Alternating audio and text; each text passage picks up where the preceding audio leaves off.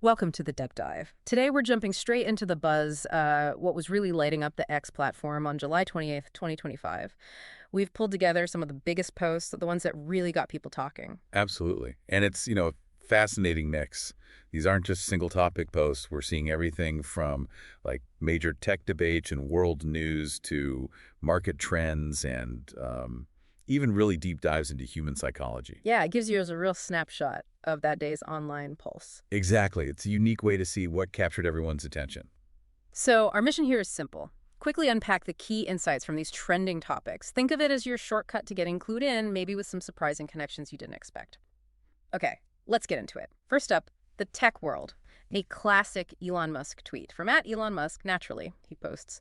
But what do I know about technology, Ayish? You can almost hear the sarcasm, can't you? Oh, definitely. That's pure Musk. And he's clearly referencing his long-running critique of LiDAR technology for self-driving cars. Yeah. What makes this interesting now is recent data. Those 2025 tests in China. Reports suggest Tesla's vision-only system, the one Musk champions, actually outperformed LiDAR systems in some tests. So it's like real-world backup for his stance. Kind of, yeah. It adds weight to his argument, especially when he points to incidents involving other systems, like that Waymo issue in Austin back in July where a car supposedly blocked traffic, made some risky moves. And didn't II also suggest LiDAR alone isn't the whole picture for safety? They did back in 2023. It feeds into Musk's narrative that maybe vision-based AI, while controversial, could be the better path. He's always making these bold predictions, like forecasting superhuman AI. So this isn't just like a tech spec argument. Not at all. If we connect this to the bigger picture, this is really about the fundamental approach to safety in autonomous driving. It affects how these cars are developed, how safe they'll be. It's a core debate. Makes you think, doesn't it? How these big tech disagreements might actually shape the car you end up driving someday. Okay, shifting gears completely. Let's move from tech hardware to human software, I guess. Psychology. This post from @Scipiona struck a chord. Quote, just learned from my therapist that being raised by emotionally immature parents means you're treated like an adult when it's convenient for them, but a child if you go against what they're wanting. Wow, yeah. That's powerful because it rings true for so many. Mm-hmm. And there's actual psychology behind it. Dr. Lindsay Gibson talked about this back in 2014, defining this exact pattern. Treating kids like adults for convenience, but like dependents when challenged. Precisely. It's that inconsistency. And the impact? Well, it can be significant. Research links this kind of parenting to emotional dysregulation later in life. Is there data on that? There is. A 2020 study, I think, in the Journal of Family Psychology showed that inconsistent emotional availability from parents could increase an adult child's risk of anxiety by like 30%. 30%? That's huge. It really is. And it raises this important question. How much do these early emotional environments shape us? Modern therapy is looking back at historical trends like maybe the post-war focus on obedience and seeing how that might have normalized some unhealthy patterns. So we're sort of reassessing things now. Exactly. Understanding these deep patterns is the first step to addressing them. Sticking with struggle, but from a different angle. A post from @DelanoA4 shared a quote, apparently from Freud to Jung.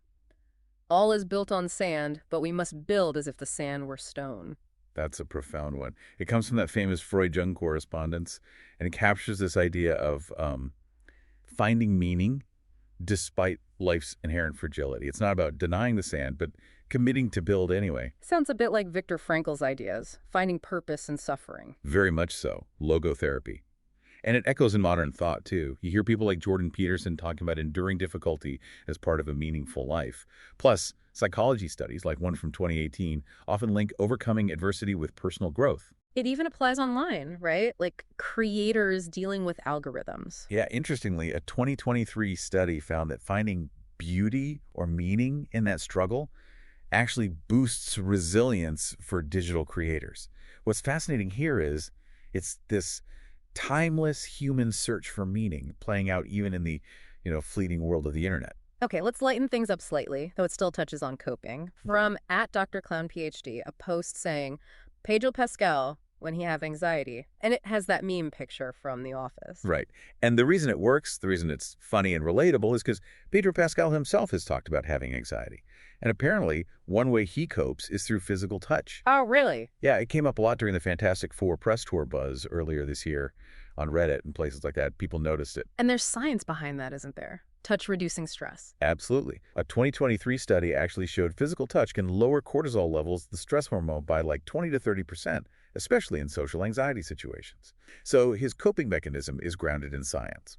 And the meme itself is from The Office, which is just peak internet culture. Totally, from that heavy competition episode. Yeah. If we connect this to the bigger picture, it shows how pop culture can reflect and even like validate really personal things like anxiety. Memes become this shared language for talking about it. So you've got therapy insights, philosophical quotes, and viral memes, all sort of getting at how we navigate life's difficulties. Different lenses on a universal experience. Okay, let's pivot to society and the economy. This one from @unusual_whales sparked a lot of discussion. Gen Z men with college degrees now have the same unemployment rate as non-grads per Fortune. Oof. Yeah, that's a headline that makes you stop. It's pretty stark. And someone replied linking to a book called Higher Education Needs to Change, which tells you the reaction. What are the actual numbers? The post references a 12% unemployment rate for college-educated men aged 20-29. That's compared to an overall rate closer to 4%. It's a massive gap. So the degree isn't giving them the expected edge. Apparently not, according to this data. And research, like a 2023 study from the National Bureau of Economic Research, suggests there's a growing mismatch between what universities teach and what the job market actually needs. That raises a really important question, doesn't it? It really does. What is the value of a degree today? We're seeing shifts elsewhere, too, like Oregon State ending that bias reduction hiring program recently. It signals universities are rethinking things.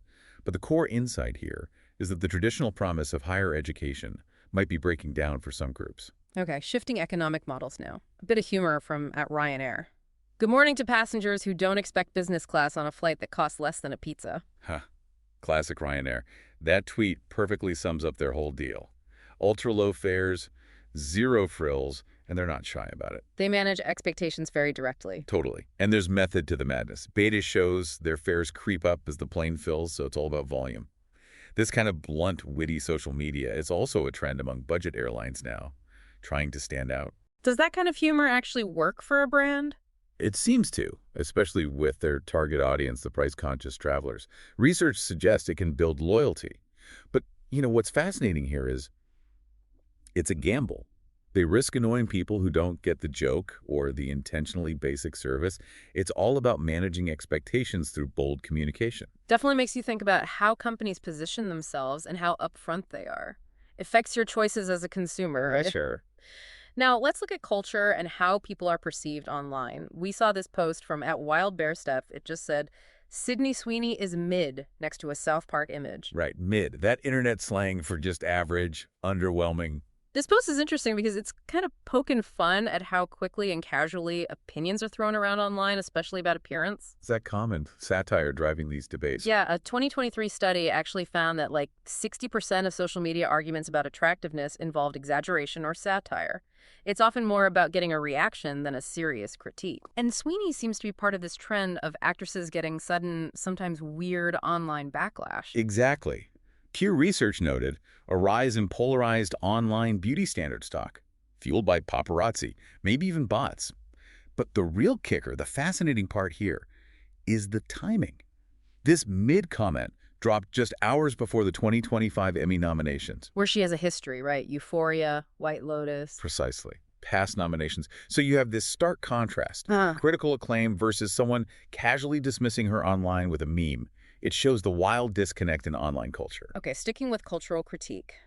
@ClownWorld posted. I'll go first. Seth Rogen, kicking off this sort of crowdsource roast of comedians. Yeah, this taps into something. People seem to be craving a different kind of comedy. A study last year suggested viewers, maybe a majority, prefer raw, unscripted stuff over polished routines. And the replies mention others, right? Amy Schumer, Jack Black, Kimmel. Right. It hints at maybe a broader dissatisfaction with some mainstream comedy. Viewership for late-night shows has been dropping for years, remember? And the image had comedian misspelled. Intentional, maybe. Could be. It might be a jab at perceived political leanings in comedy. You hear criticism about some comedians' earnings versus ratings sometimes. So this raises an important question. How is public taste in comedy changing? Social media is clearly a huge driver. Makes you think about your own preferences, how online talk shapes what you find funny or relevant. Definitely.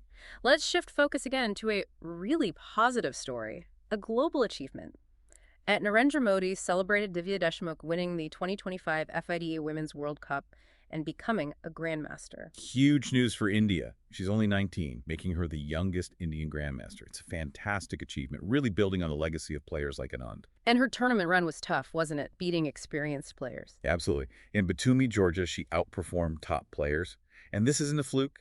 India's chess scene is booming. Studies show their ranking is rising because of strong youth programs. How many grandmasters do they have now? As of July 2025, 85. And get this, 19 Indian juniors are in the world's top 100. What's fascinating here is seeing how dedicated investment in youth talent can really shift the global balance in a traditional sport like chess. Really impressive. Okay, now something specific to the X platform itself. We've got at Notorious MMA, Conor McGregor, tweeting directly at Elon Musk. At Elon Musk, bring back voice notes. Yeah, straight to the top. And notice the reply from at Gringoinev. G, that short, punchy language. It's very X culture. Shows that kind of camaraderie. Is there demand for voice notes? Weren't they tried before? Yeah, there was that reverb record thing back in 2020.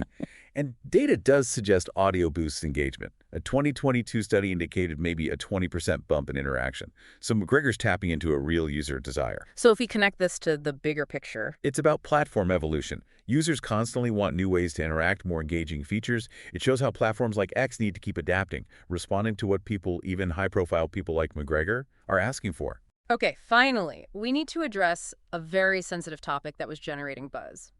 Two posts referencing Donald Trump and Jeffrey Epstein's island appeared close together.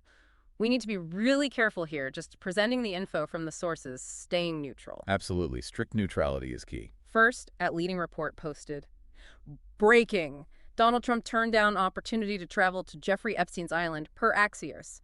Then, shortly after, at Popcrave posted, Donald Trump says he never had the privilege of going to Jeffrey Epstein's island. Okay, so these posts touch on a long-running complex narrative. Context is crucial. There are claims, like from Roger Stone in a 2016 book, quoting Trump expressing discomfort after visiting Epstein's Palm Beach home years ago, seeing young girls, potentially leading to a rift. But there was also overlap earlier, right? Photos together in the 90s, early 2000s, Trump praising Epstein in a 2002 magazine piece. Yes, historical social connections existed. The relationship reportedly soured later, around 2004, possibly over real estate, again according to Stone. But here's the critical point. Sources indicate there are no definitive records, flight logs, official documents like those unsealed in 2019, confirming Trump ever visited Little St. James, the island itself. So lots of claims, but no hard proof of him being on the island. Exactly. FBI files from the Epstein case do link many prominent names to his properties through logs and statements, but reports suggest Trump's name appears less frequently than some others mentioned, like Bill Clinton, for example. And, as you'd expect, there's a lot of public skepticism online about all these claims. Yeah, the discussion gets heated. Right. And academic analysis, like a 2020 article, often cautions about high-profile denials in such cases, stressing the need for verified forensic evidence, not just claims. We also have to remember the island's tragic context in that 2026 trafficking lawsuit. So this raises an important question. It really does. It highlights the immense challenge of verifying information in these kinds of sensitive, high-profile, politically charged situations. It underscores why critical thinking, checking sources, and demanding actual evidence is so vital. We're just relaying what the posts in their context said, not taking a side. It definitely pushes you, the listener, to think. How do you sift through information like this? Especially when it's claims versus counterclaims without clear proof. So, wrapping up, what does this whirlwind tour tell us? We've gone from AI debates and deep psychology to job market shifts and the wild world of online fame and critique. If we connect this all to the bigger picture, platforms like X are this raw, real-time feed of what people are thinking, feeling, arguing about. It's immediate, sometimes messy, but if you dig deeper like we tried to do. The deep dive. Right, the deep dive. You find these fascinating threads connecting back to broader societal shifts and trends. It's more than just noise. Which leads to a final thought for you. In this age of information overload where headlines flash past on social media, what's our responsibility? Do we just scroll by, or do we try to pause, question, and really grasp the context, the depth behind the buzz? How can we all cultivate that deep dive habit? Thanks for joining us on this deep dive today. Keep exploring.